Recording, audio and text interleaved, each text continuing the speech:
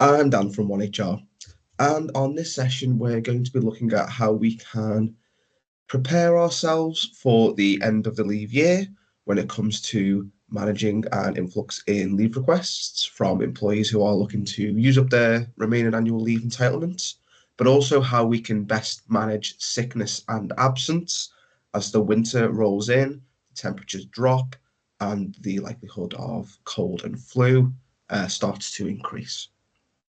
So there's a few key areas on oneHR where we can manage this information. The first of which is our employee profile.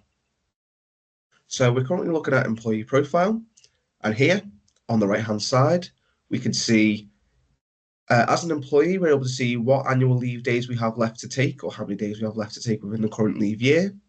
And we're also able to scroll down and see any holidays that we've already taken or any days that we have booked for the rest of this year as well. Also able to see a breakdown of any sickness or absence for an individual on their employee profile here as well. So this will give us some insights into any sickness they've had up to this point or any absence away from the business. On an employee's profile, we're also able to manage or upload our sick notes or complete a return to work form against individual instances of absence. We do also have the ability to do this on the leave calendar, which we'll jump into shortly. Whilst we're still on the employee profile, we also have the ability here to manage our leave allowances for the next leave period. So on our employee profile, if I go into the leave allowance tab, here we can see the start and leave allowance for this current leave year, but we also have the ability to set the leave allowance for leave year. So we can put our values for 2025 in now, and they will roll over automatically when the new leave year begins on January the 1st. In the new year, we'll also be able to see a breakdown or a value showing how many days leave were not used from this year's leave entitlement. So we're able to see what days were used, which will help us determine what days or how many days need to be carried forward into the entitlement for the following leave year. We are also able to report on this, and again, we will jump into that shortly. So those are the key areas that we would visit on an employee's profile to glean insights into their leave, absence, and sickness. The next area that we're going to jump into is our leave calendar. So this is an area that I'm sure most oneHR users are very familiar with. So if I scroll down slightly, we're able to see our holidays and absence in one shared calendar view. Employees are going to be able to submit their requests. As an admin or a manager, we're going to be able to submit requests or manage requests on behalf of an employee. And we can also get some insights into who's away, when, and for what period as well. But first, let's start by looking at how we can add our holidays on behalf of an employee or our sickness or absence. So take this top user, for example. They've called in sick this morning, or they want to book today as a holiday. We would simply select this date in the calendar, click on the day, select our leave or absence type. We're then able to put in the start and end date. And then if we want to, we're also able to pop a reason in there as well. So for sickness, you may want to put the reason that someone's called in sick, for example. For an employee, if they were submitting a request, the button here would say request leave, whereas for us as an admin, instead it just says book leave. And at the point of us clicking this button, that request or that record will be created within the calendar. There's a few differences between how we manage leave or holidays and sickness and absence on the system. With a holiday, for example, if we look at this holiday that's being booked here, we have the ability to see the type, the status, and when this request was created. And then we also, at the bottom here, have the ability to cancel should that employee no longer need to take that holiday. Sickness, on the other hand, is slightly different in that when we create a sickness record on the system, It is initially assigned an open status. So the employee is away from the business, they're off sick, and at this point, we don't know when they're due to return. So for that reason, when we open up a sickness request, you can see in addition to the ability to cancel, we also have the option to update this request as well. So if I click here, sickness is open. We have the ability here to close it, whereas this record has been closed, but we also have the ability to reopen it if we wanted to extend that end date or update the reason for this sickness.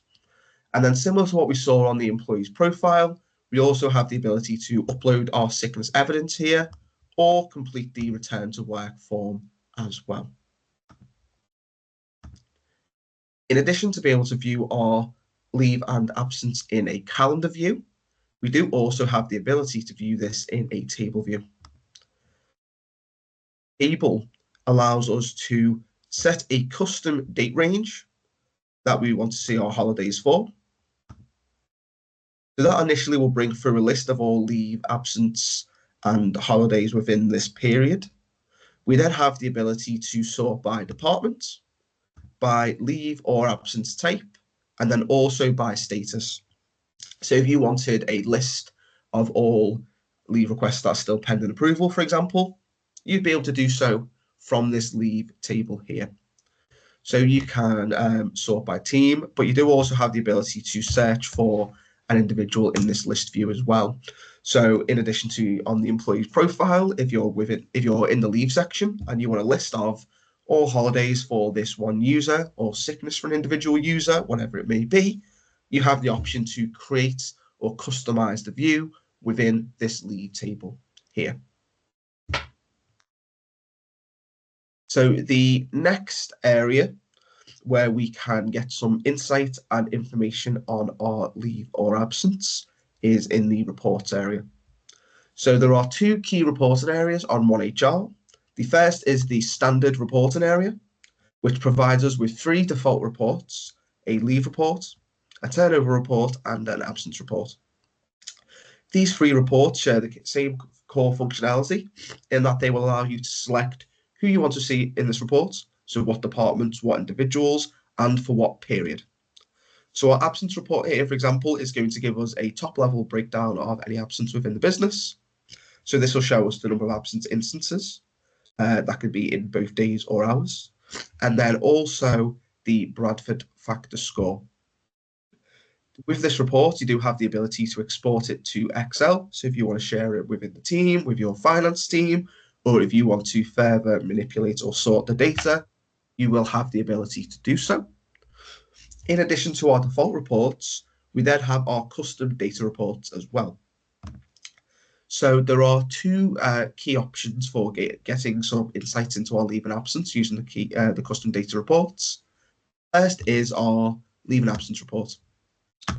So similar to the leave table, this will give us a list of all leave and absence within a set date range. Again, we have the ability to sort by departments, by leave or absence type and statuses. But here we again have the ability to export this information to Excel. So if we want to then sort by an individual, by team, if we wanted to pull specific records to share with our finance team, for example, or with our payroll team, we would have the option to do so. Within the custom data reports, we then also have the ability to create custom reports based on different pieces of information that we hold against our employee profiles. So as we head towards the end of the year, we may want to get an understanding of what people's start and leave entitlements were for 2024, what their entitlements are going to be for next year, and then also how many days remaining they have for this year and how many days they could have carried over from the previous year or next year from this year. So to get such a report, we would create a custom extract, which allows us to pick and choose different fields across different areas of an employee's profile. So in this instance, for example, we're going to want to select the leave remaining field from an employee's profile. From the leave allowance tab, we can select our allowance for this year. allowance for next year, and then leave remaining from the previous year. And then when I hit submit, this will generate a report that will give us a breakdown of these figures. So we'll be able to see first how many holidays this employee has left to use up by the end of this year, what their starting allowance was, what their set allowance is for next year, and then how many days left they had remaining from the previous year. So if you have rules regarding carryover, for example, these figures are going to give you the information you need, essentially. This is a report we'd probably recommend you run on a semi-regular basis, just to get insights into who's using their holidays and who's not. So you're not running into a scenario where you've got an employee that's then looking to take 2 weeks off for the last 2 weeks of the year, for example. It'll allow you to kind of stay on top of who's got what to take and when they're going to take it. This also lets you identify any gaps in information. So if you don't have allowances set up for next year, for example, or there are updates or changes that you need to make, rather than going into individual employees' profiles one by one, you can see from this list where the changes need to be made and then address them as needed. The very last area then to look at as part of this session on leave and absence is the admin area. So within the admin area, there are a few key areas or a few key items relating to leave and absence. The first is the holiday year and public holiday section. Here we've got the ability to set up our bank holiday or shutdown days for the new leave year. So we can set these in advance so that when employees are logging in January, the leave allowance that they're seeing or the leave allowance that's remaining that they're seeing is for holidays that they can book ready automatic already haven't been taken. The next area then, and the final area, is our leave calendar. So this is where we are able to create our leave and absence types. So by default on oneHR, we have 4 options that appear when an employee is booking a holiday, or we are adding leave on behalf of an employee, and those would be annual leave, sickness, lateness, and appointments. But you have the ability to customize that list by adding as many or as few additional leave or absence types as you see fit. So here at the top, we've got the ability to give the type of name, select whether it's leave, absence, or a record. So a record would be the likes of our appointments, lateness, instances of someone being away from the business that may be shorter. So if you're booking holidays in days or half days, a record would allow you to record an appointment for an hour or half an hour, for example. And then with each of these leave or absence types, we have the ability to set how they're going to interact with the calendar or an employee's profile. So do they affect the Bradford factor score? Do they require approval? And we've also got the ability to assign them a colour as well, which is how they will display on the calendar itself. So you can really customize how people are taking leave, how it's interacting with their leave entitlements, their profiles, and what automations are attached as well in terms of prompts for the return to work interviews and the additions or the upload as well.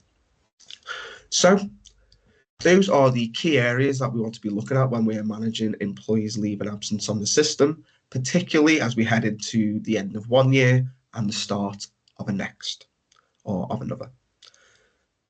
If you have any additional questions or queries, or there's any information from this session that you would like to have me or a member of the team elaborate on, please get in contact by email help@onehrsoftware.com, and we would be more than happy to arrange a call or demo where we can run through the individual needs of your business and how we can use oneHR to ensure that you are staying on top of sickness and absence through the end of this year and into the next.